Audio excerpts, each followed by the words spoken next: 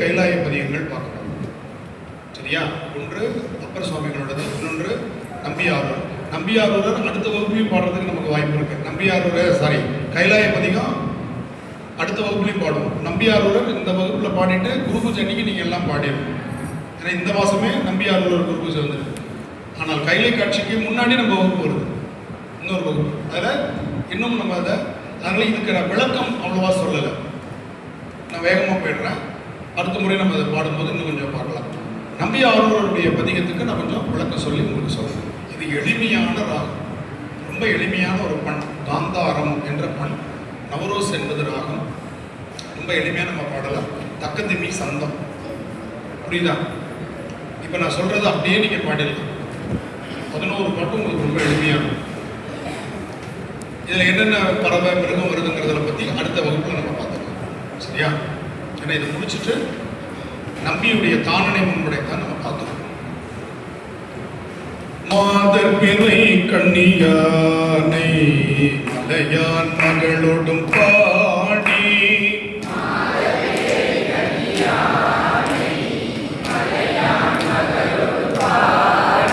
Single தாளம். தக்கதிமி தக்கதிமி தக்கதிமி தக்கதிமி தக்கதிமி தக்கதிமி தக்கதிமி தக்கதிமி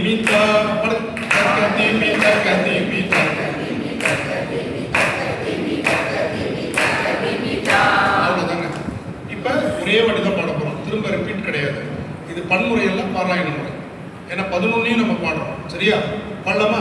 ஒரு வரி நான் சொன்னோடனே டக்கு டக்கு டக்குன்னு சொல்லிட்டே வரும். நிறுத்துற இடம் தொடங்குற இடமும் ஒன்று.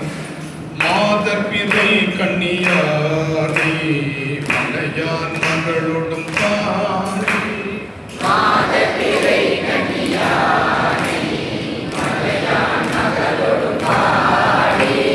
போதொடு நீர் சுமந்தேத்தி புகுவார் அவர் பின் புகுவேன்.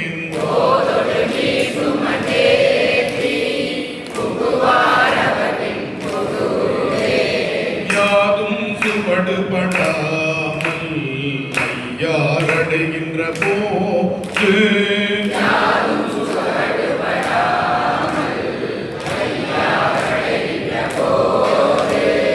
காதல் மடப்பிடியோடும் களிறு வருவன கண்டேன்.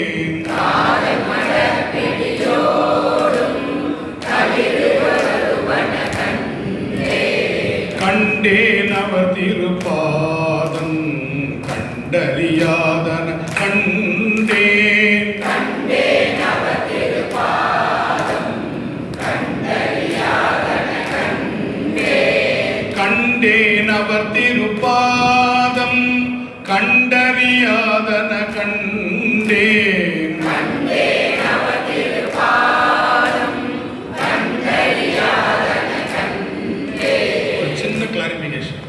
ஏன் இந்த வரியை மட்டும் 2 தடவை பாடுறோம்? இது ஒரு சிறப்பு. எல்லா பாட்டிலையும் இந்த 4 அடி மேல் வைப்பா அவர் கண்ட சிறப்பை பாடுகிறார். அதுக்காக 2 தடவை.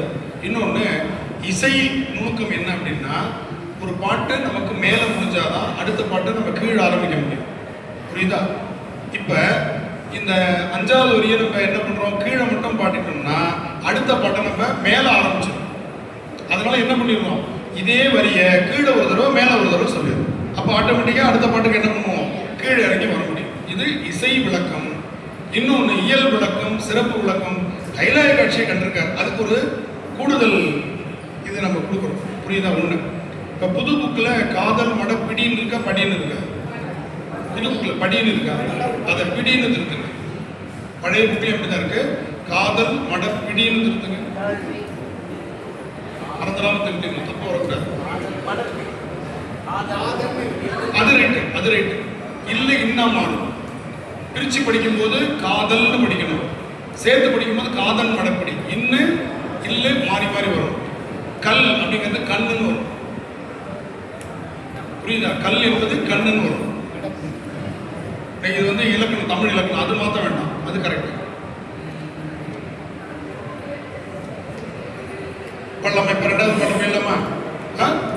ஓழிளம் கண்ணியினானே பூந்துகிலாளோடும் பாடி ஓழிளம் கண்ணியினானே பூந்துகிலாளோடும் பாடி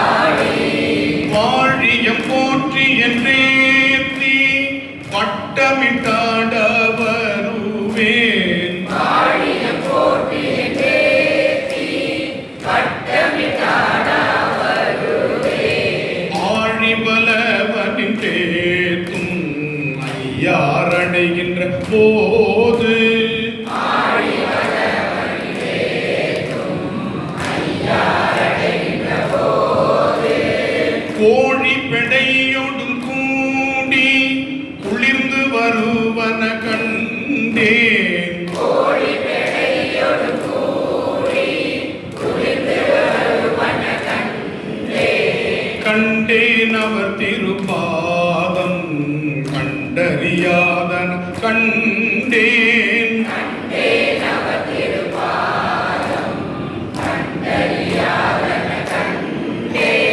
கண்டேன் அவர் திருப்பாதம் கண்டறியாதன கண்டேன்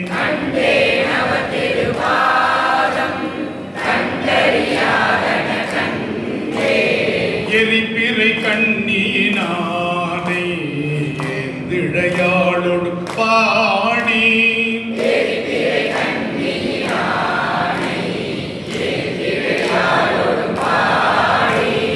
முறித்த இளையங்களிட்டு முகமலர்ந்தாட வருவேன்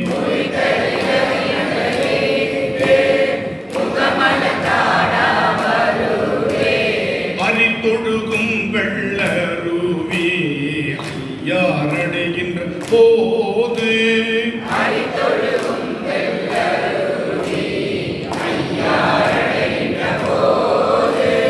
பரிக்குயில் பேடையுடாடி வைகி வருவன கண்டேன்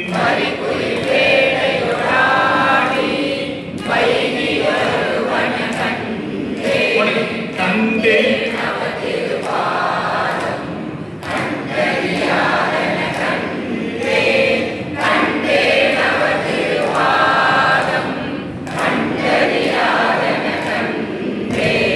இறையிளம் கண்ணீனானே மெய்வளையாளோடு ஆடி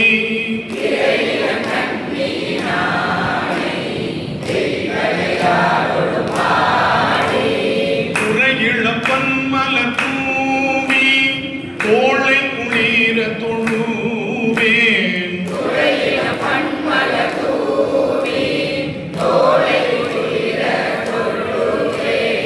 அரையிளம் பூங்குயிலாலும் மையாரடைகின்ற போது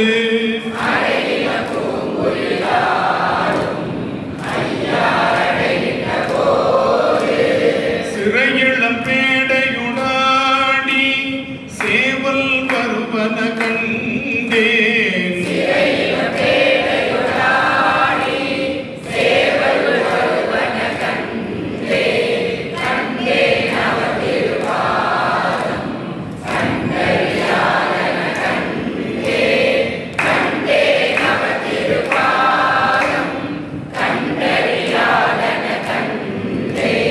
கேடுமதி கண்ணியானே ஏந்திழையாளோடு பாடி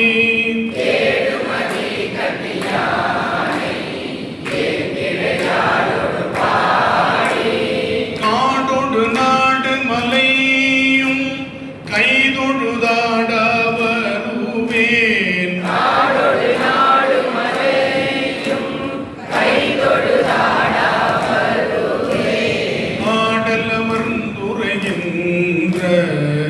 ஐயாரடைகின்ற போது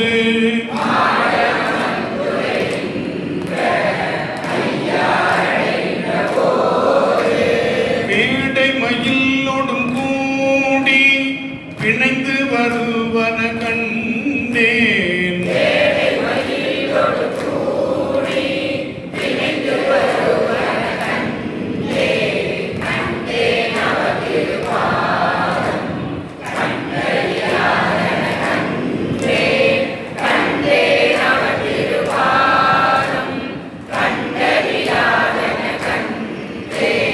கண்மதி கண்ணீனானே தையல் நல்லாளோடும் பாடி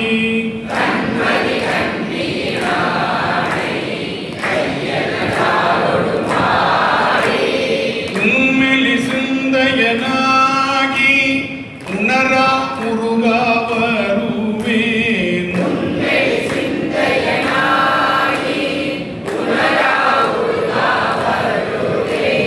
அண்ணல் அமர்ந்துரைகின்ற ஐயாரடைகின்ற போது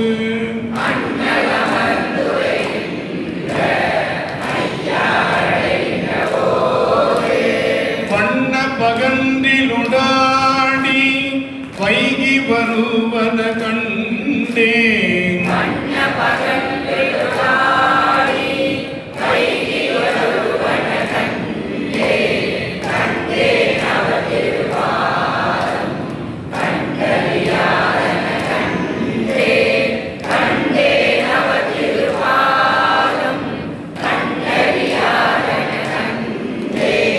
கடிமதி கண்ணீனானே காரிகையாளோடு பாடி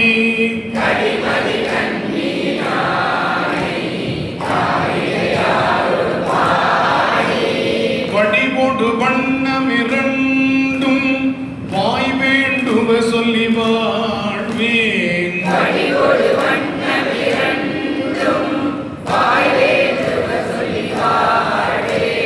அடியினையார்க்கும் கழலானை யாரடைகின்ற போது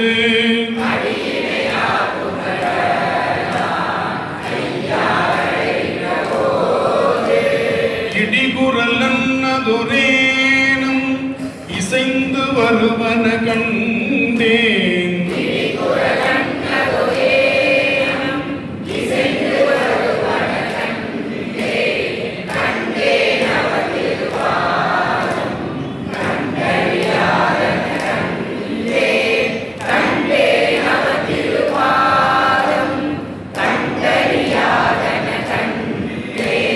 விரும்புமதி கண்ணியானை வெள்ளியலாளோடு பாடி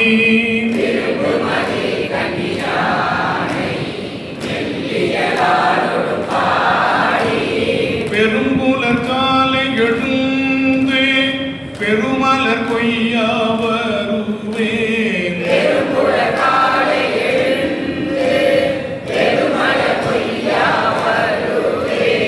அருங்கலம் பொன்மணி உந்தும் ஐயாரடைகின்ற போது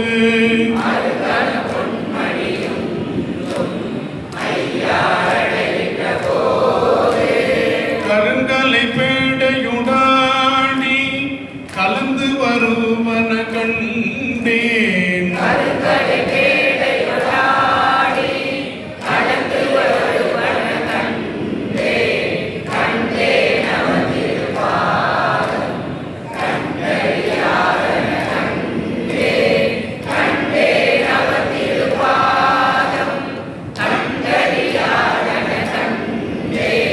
முற்பிறை கண்ணீனானே மொய்குழலாளோடு பாடி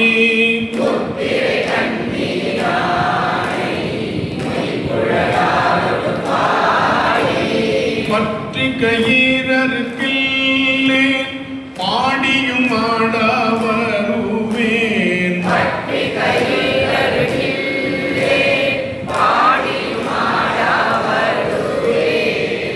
அருள் பெற்று நின்றாரோடு ஐயாரடைகின்ற போது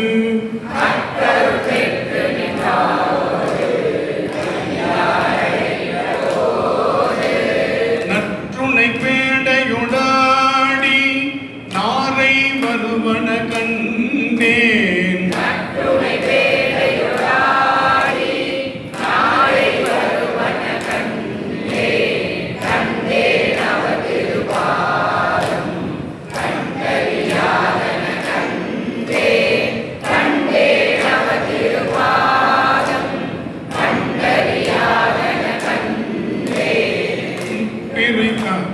திங்கள் மதி கண்ணியானே தேமொழியாளோடும் பாடி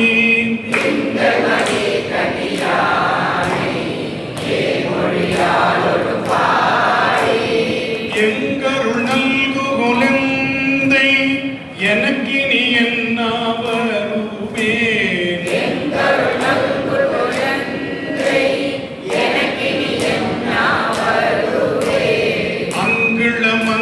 மங்கையராடும் ஐயாரடைகின்ற போது